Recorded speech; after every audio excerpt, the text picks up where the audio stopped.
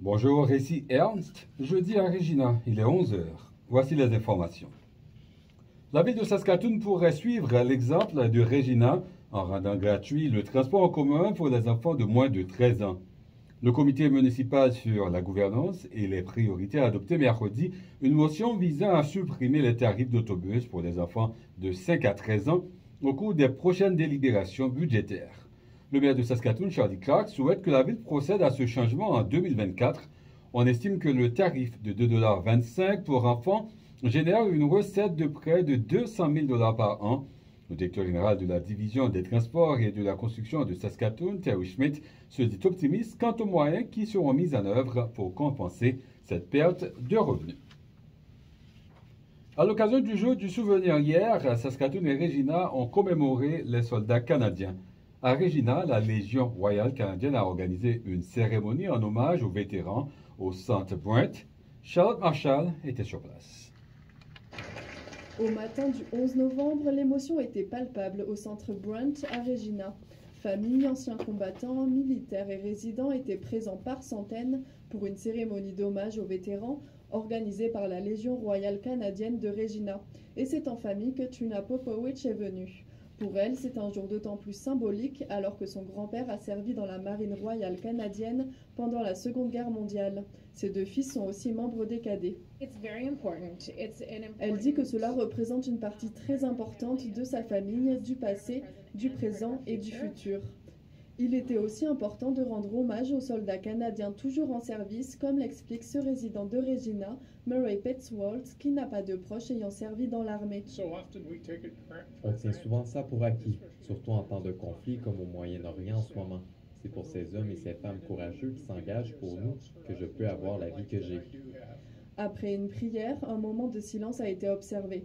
Puis des coquelicots sont tombés du plafond en souvenir des vies canadiennes perdues. Du côté de Saskatoon, des centaines de personnes ont assisté à la cérémonie du jour du souvenir au centre Sasktel. Les résidents étaient aussi invités à se rendre au musée des artefacts militaires de Saskatoon.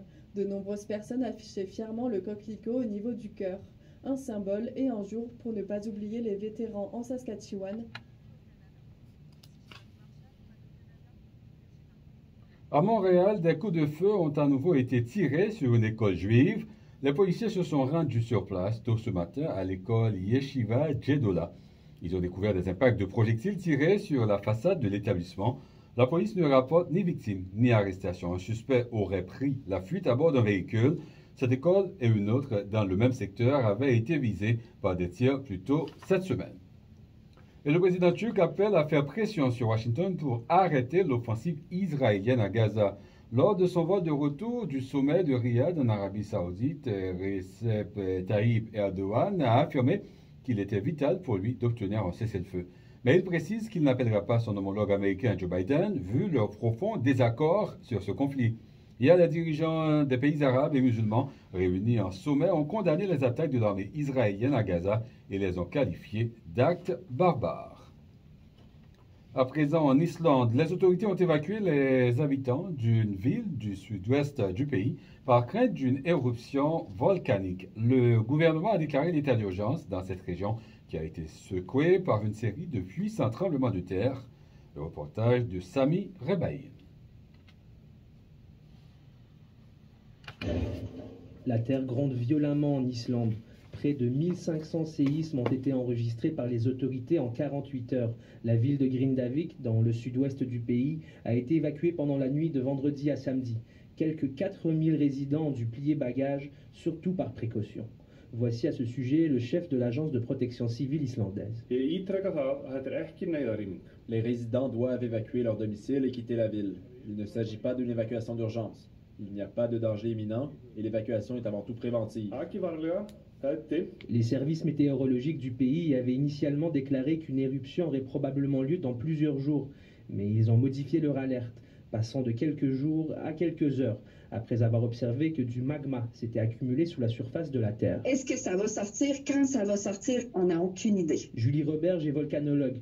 Elle explique le caractère très imprévisible des volcans. Comment ça va sortir? Est-ce que ça va être explosif? D'habitude, c'est une fissure. Et là, on va avoir une fontaine de lave. Tu sais, on peut voir quelque chose de nouveau aussi qu'on ne connaît pas aujourd'hui. On ne sait pas ce qu'on va voir. L'Islande compte 33 systèmes volcaniques actifs, le nombre le plus élevé d'Europe.